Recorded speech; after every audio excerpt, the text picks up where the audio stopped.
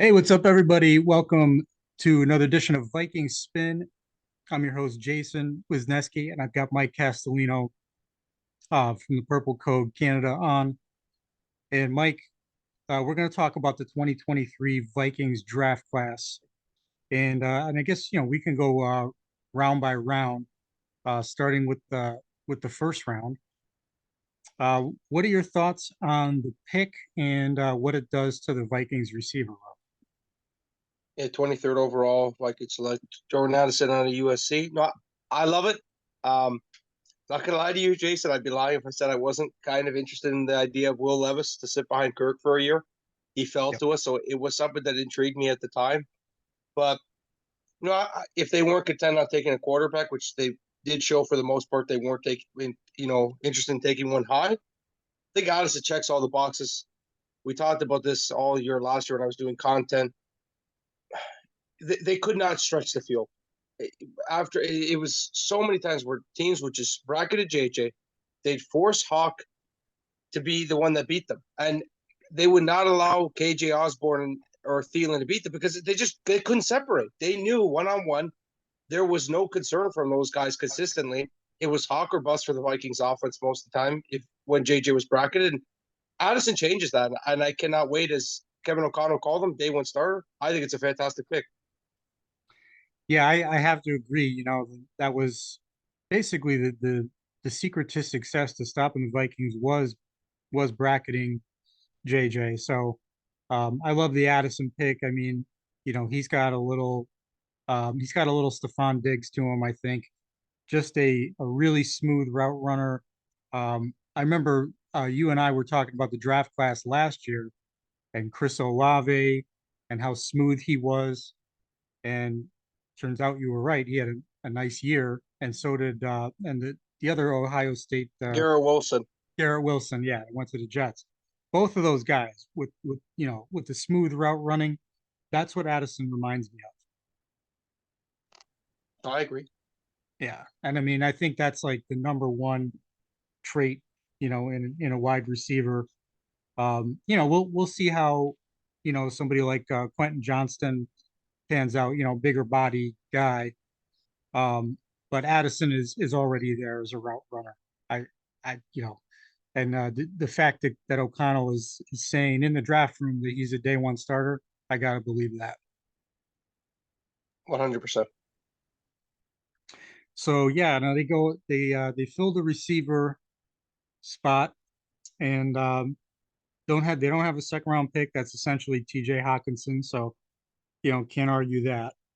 Um, and now the third round they trade down and they pick up, I believe they picked up like a fifth or something from the 49ers. I believe it was a fifth and a seventh. Yes.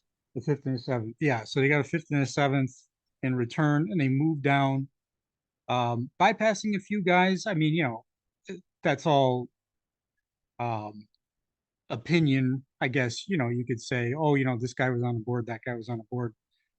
But so they go from Makai Blackman, a 5'11 corner, good speed. I think he ran 4.47.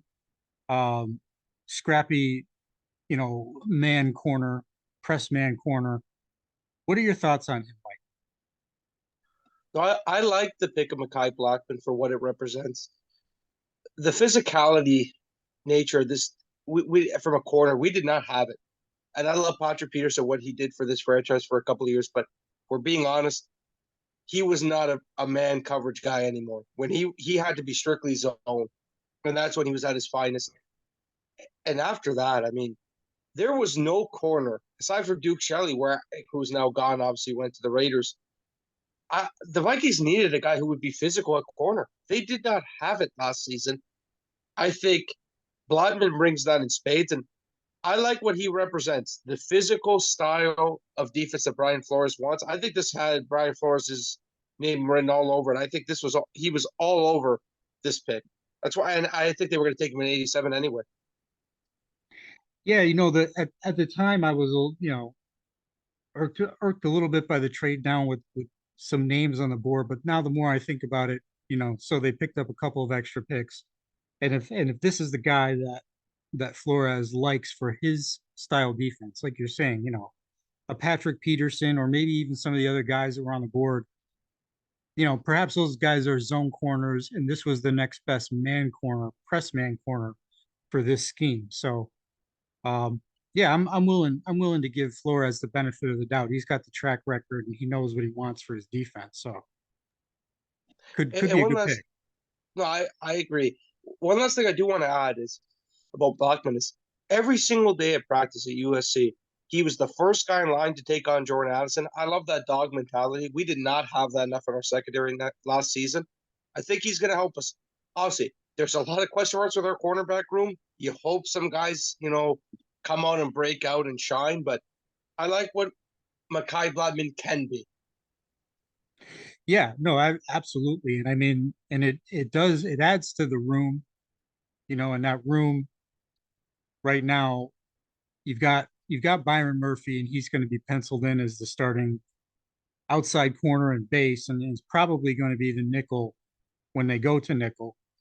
Um, but now the question is now you've got several cornerbacks.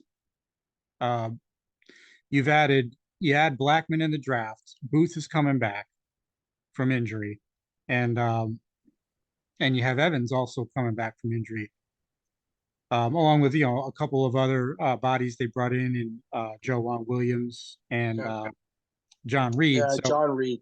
Yep. yeah, so who knows how that's going to shake out right now, but I guess they got the skill set guy that they wanted. No, I agree. And this thing, cornerback is a huge question mark. You want to talk about a position to watch during preseason for the Vikings? It's corner, and it's not particularly close. They need corners to emerge immediately from the jump.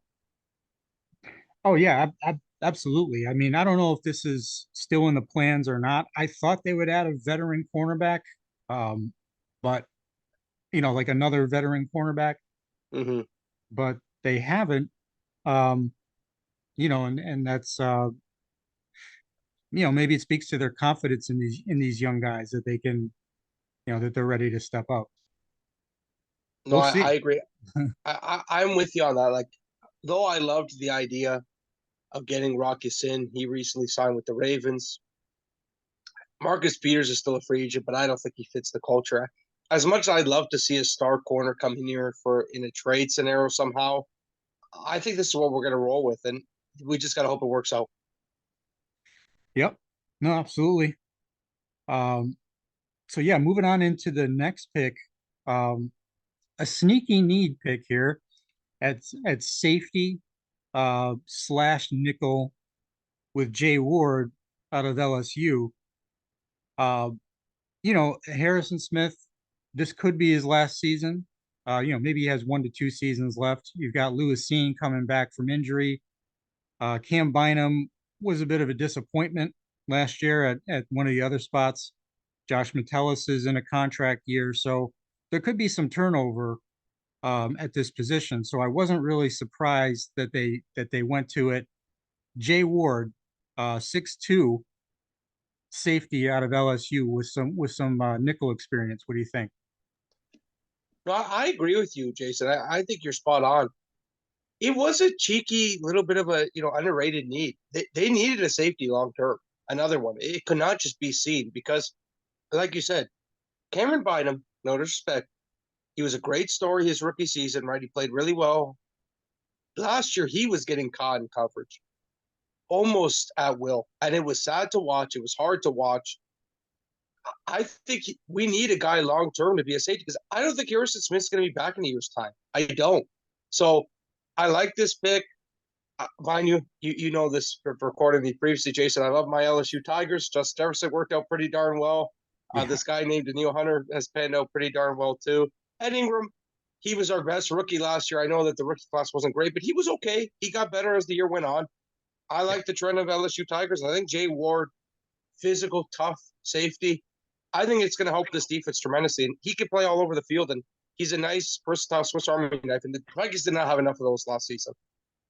yeah. No, I really like the leadership qualities. You're bringing in a quality a quality guy for the room there long term. And I do like his skill set. His size at 6'2" is really attractive to me to be able to um, to be able to take care of tight ends and just be a bigger, taller guy back there. I think can come in handy on the back end. Um, yeah, after that they got into um, an, a trade up for Jaquelin Roy, a defensive lineman. Um, played, I think he played a mix uh, of nose and just like under tackle. And I think the Vikings might see him as a five tech. They might see him playing a little nose, maybe like a versatile guy that they move around on a three-man front. Um, he was pretty highly touted when he was originally recruited in college. The production didn't show up as much as some might have hoped, but you do see the physical traits in the strength I think that he possesses and the way that he's able to uh, throw offensive linemen around at times. You got to think if this kid can put it together, that he could become something. No, I agree. If you go back just a year's time in the early, way too early mocks, he was going in the first round. Right. So I love this upside. And to all the people who think Rick Spielman and Quessy are the same person, I mean, this is proof that it's not the case. This is his third trade up of his tenure, his 2-year tenure as Vikings GM. Did it for Booth, did it for Evanston, did it for Roy. I really like this pick as well because, and again, it just has Flores's hands written all over it and his scheme all over it because the Vikings straight up did not have a true nose tackle on their roster last season. I love Dalvin Thompson, what he brought to this team, and I'm glad he got paid in Cleveland, but he's not a nose tackle. Nor is Harrison Phillips. They needed a true nose, and I think Roy's going to bring that. My one concern is he needs to build up his bottom half. He's got to get stronger to be able to take some of the pass blows from the pass protection. He's got to get stronger to fight back.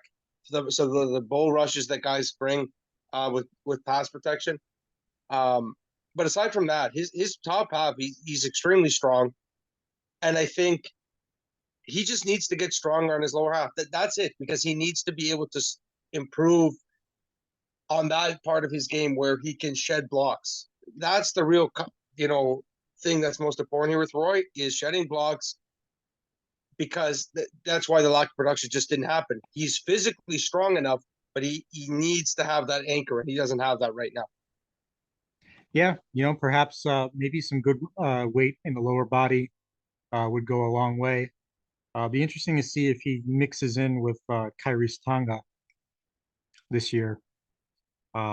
They started to use, if you noticed last year, they were starting to mix in Tonga more and more down the stretch. Yep. So, wonder if how that will shake out.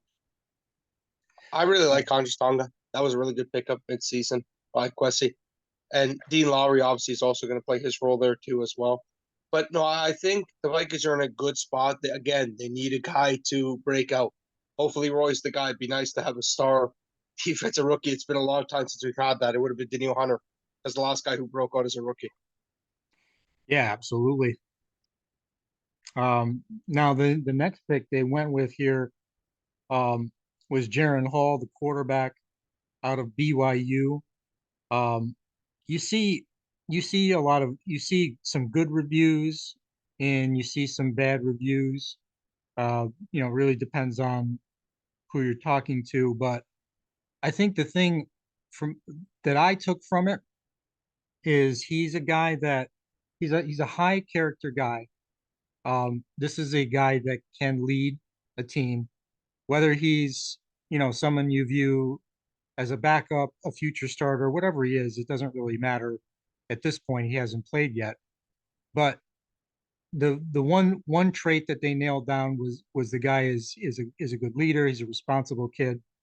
Um, so a high character player.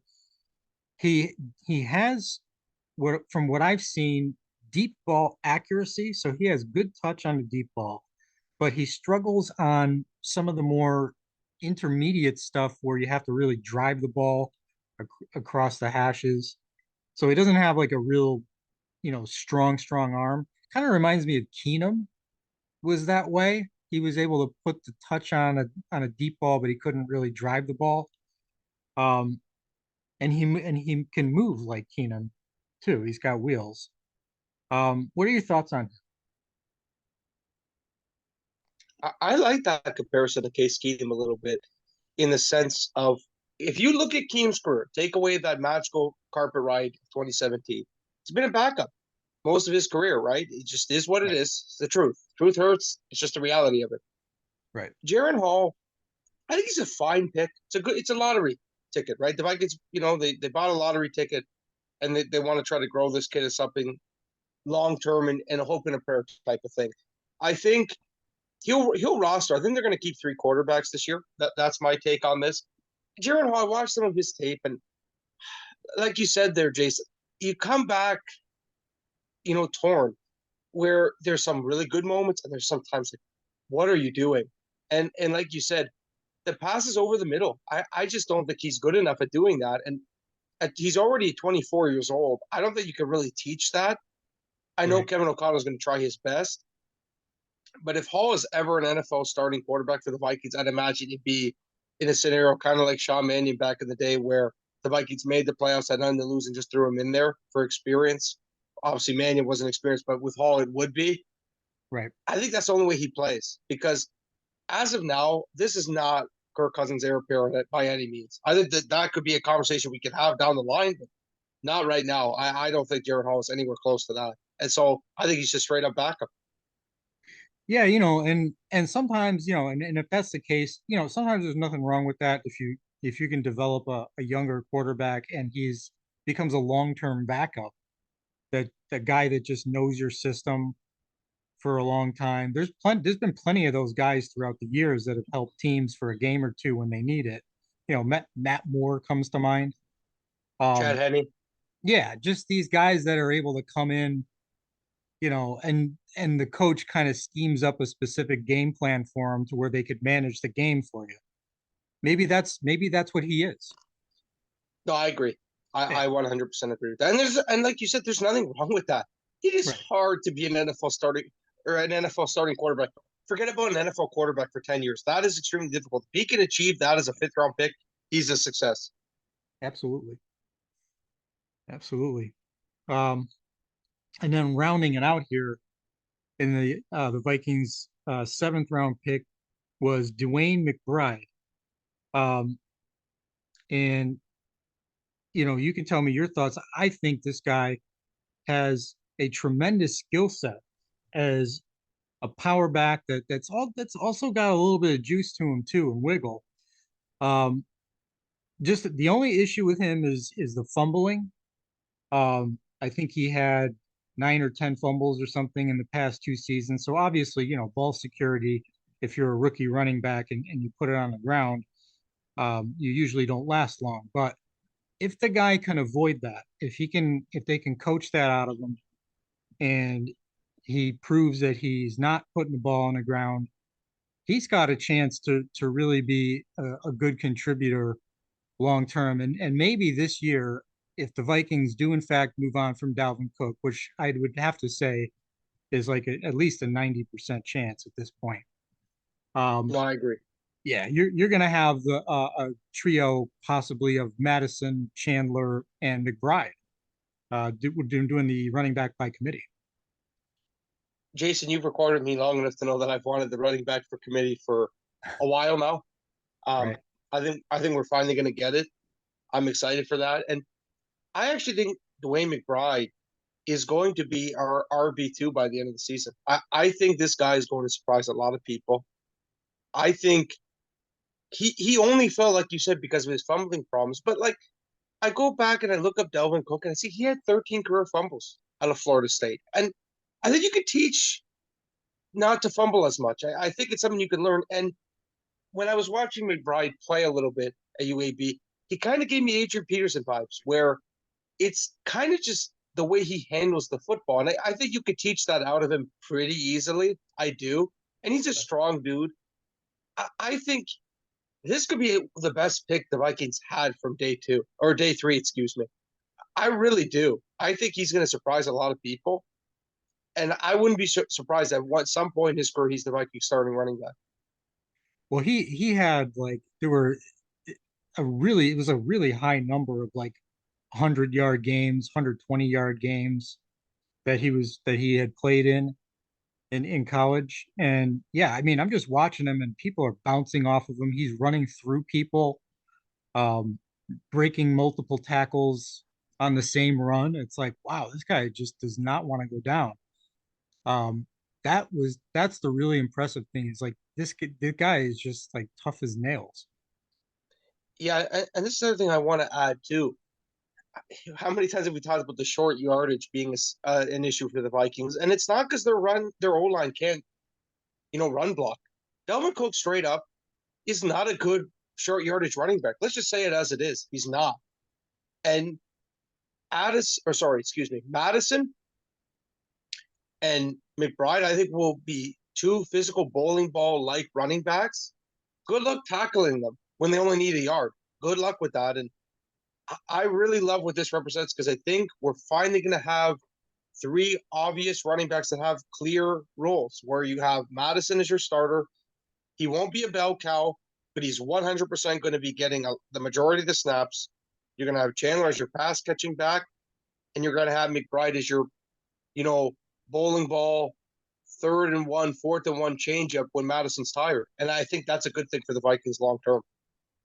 Yeah, and you said it, the Cook would really struggling in the short yardage. And I was, always last year I was thinking to myself, why aren't they using Madison? Why not use Madison? Like he's so good in these situations. And yeah, I mean, I think they probably turned on the tape and were like, we got to do better in short yardage. I would scream at the TV, Jason, when you knew at 3rd and 1, 4th and 1, they're not going to get it with Cook. He's Right. just going to run into the bodies and he's going to go down. He did not want contact anymore at this point in his career. He did Yeah. not like it. That's why every single time he was short yardage stuff, he would just kind of, try to fall forward. You can't get away with that. It's not going to work. So I want running backs who want to initiate contact, and I think McBride does that. Yeah, I think you're right, and it just brings a completely different mentality to your team, I think too. So absolutely, I'm all for it. Yep.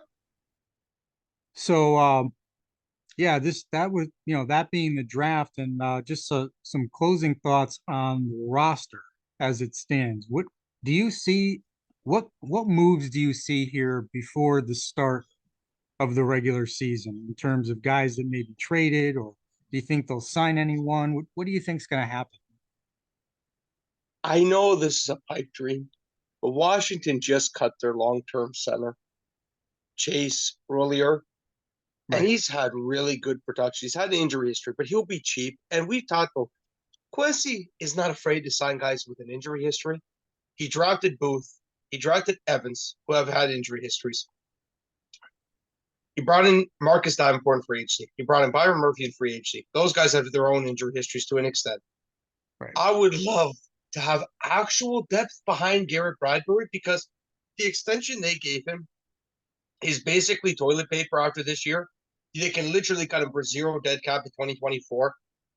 I cannot help myself but want an actual center that I could trust in pass blocking so badly. I really want that more than anything else.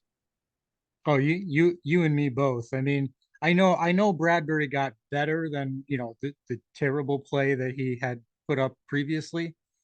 But yeah, to have somebody that like is a real positive at that, it would just be phenomenal. I mean, I feel the same way about, guard, and I guess there's whispers about Dalton Reisner, Mm-hmm. um, who I would actually like to see, and this may surprise some people, but I'd actually like to see him replace Cleveland because I think that Ingram has the physical ability to be better.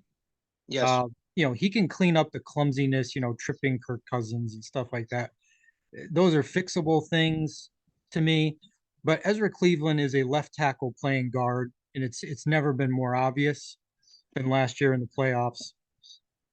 You cannot ask him to go up against those behemoth defensive tackles. It's just not. He's built to play against edge rushers. Um, that's my take on it. I'm hopeful. I don't know if they will, but I'm hopeful they'll make some sort of move on the offensive line um, to improve the pass blocking. But um, like I said, I and I'm sure you probably agree, Cook about 90 to 99% gone. He's gone. He's If it's gone. through cut or trade, there's no way he's back. No way. Okay. Um, and what about Zadarius Smith? I think he's gone too. Because this is a conversation we need to have. So it's a good uh, setup here. You can't keep Hunter and Z. There's no cap space, and Hunter won't play on that contract, so he's going to need an uptick in pay. I think Z has to go, and honestly, I'm okay with it because I think you 100% could trade that contract because there's teams like Baltimore that really need edges. I looked at Baltimore's edge rushing room a couple days ago. They 100% would consider trading Patrick Queen for Zadarius Smith. They didn't pick up his fifth-year option, Patrick Queen. That's a trade I'd be all for. And then you could pay Hunter with the money you saved, and then you have your edge pairing of Davenport and Hunter. You're in a good spot. What do you think? Actually, that's a great idea because that would work out for both teams. Um, Vikings could certainly, uh, you know, use an upgrade over Jordan Hicks, who is fine. But I mean, if they were to get Patrick Queen next to Brian Asamoah, that's definitely next level. Yeah. And I think they have enough depth. I mean, I like the idea of having all these edge rushers, and mixing and matching. But the Vikings are even without Zadarius Smith, they still have Hunter, Davenport, Wanham, Patrick Jones. There's plenty of guys that can rush. So I think it would make sense. I do have to ask you, what do you think about the two undrafted free agents, the more notable ones, and Andre Carter, the second out of Army, the outside linebacker, and Ivan Pace, the Cincinnati linebacker? What do you think of those two?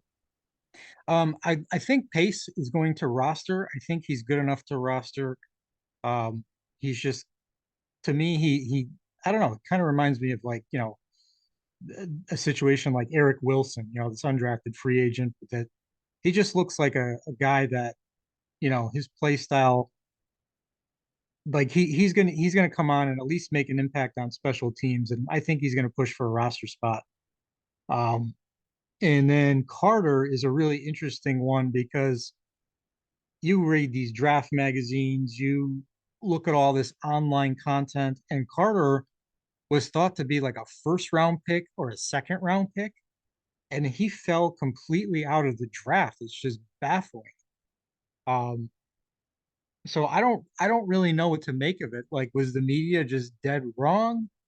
Um, he's got physical ability, obviously, his traits are there. Maybe it's just the fact that he played for Army and they don't think that the competition that he faced was very good and that he's not ready yet. I don't know. But certainly it could be a hit because his projections were very high. Yeah, I think they both make the roster. I mean, if you look at outside linebacker and inside linebacker in the Vikings, those are places where they have holes a little bit, and they could use an extra body. And I seen a tweet somewhere recently, and it's a very interesting point. If they cut DJ Waddle, you save $2.5 million on the cap. And we seen last season, Quincy was not afraid to cut guys that were not his draft picks, notably ISM, Amir Smith Marset, and he also cut Armon Watts. So I could 100% see some depth pieces moved around in this roster again. So I absolutely could see Carter and Pace, especially Pace, making the team. No doubt. Yeah, no, that's interesting that you mentioned that, and then we saw it earlier this off season with Cam Dantzler. Uh just, gone. Not a Quasi pick, you are not safe. So yeah, absolutely. Wouldn't shock me at all.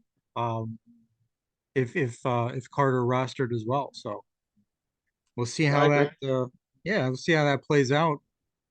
Um, if the roster were to stay as it is now, what would your record prediction be regular season? That's a good question. I might be a bit of a Debbie Downer for some people here. I think the Lions are going to win the division. I really do. As Oh, much as I hate to say that, wow. I think if we get in, we're a wild card team, 10-7. Okay. Okay. Any reason that you think that like what is your main reason for that? Like what do you think that we didn't do this off season that we needed to do to get better? And it's Nothing. not even Quessie's fault. Yeah. They need such an overhaul defensively. Now, if Flores makes this a respectable top 15 unit, I mean, he's a defensive genius, so he'll be head coach immediately next season. Right. That's my question. I don't know about you, Jason. I'm not going to put words in your mouth by any means. I just don't see how they could fix this defense that enough. I just don't. Not to win the division again. I'd be shocked because they caught so many breaks in that 13-4 year. They had all the luck go their way. I just I don't know. I worry. I think we're going to be winning a lot of shootouts again this season. I really do. Yeah, no, I don't I agree that probably going to step back from 13-4. There was a lot of things that went their way. I'm going to go with 11-6. Um and I think they're going to just barely edge out the Lions. I got the Lions at 10-7, but um yeah, I mean, but basically for the same reasons, like, the defense, you know, as the cornerback room now, yes, there's potential, but at this stage in their careers, I don't think it's enough. Um, hopefully the pass rush can help them, but I just don't think they're experienced enough on the back end. I think they will be taken advantage of from time to time. Um, and they're the trenches, they're trying to get better on the defensive line. They did, you know, I don't know if it's quite enough yet, like you're saying. Um, the offensive line, I still have a little bit of questions on the interior. So yeah, really, those are the three areas. Everywhere else, I think they're good to go. I like Asamoah at linebacker with Hicks is fine. Um, the receivers are fantastic. Kirk is consistent. Hawkinson. The offense is going to score points just because the skill positions are so good. Um, but yeah, I mean they're really going to have to rely on their edge rushers, linebackers, and you know to step up and carry the cornerbacks. No, I agree. I think the Vikings may have the best tight end room in all of football. I just Right. like you said that defense. There's so many question marks, and I like that you brought up the offensive line too. Like I like this idea of bringing the band back together. But if the band isn't all that good to begin with, Right. giving it another year it doesn't change that much. If you know what I'm saying. Right. Yeah. No, I agree. I agree. Well, we'll see how it all shakes out, Mike. Um, and thanks for joining me today to break this draft down and get a little roster preview going here in the month of May. And yeah, thank you everyone else for tuning in, and we'll see you guys on the next one. Take Skull. care. Let's go.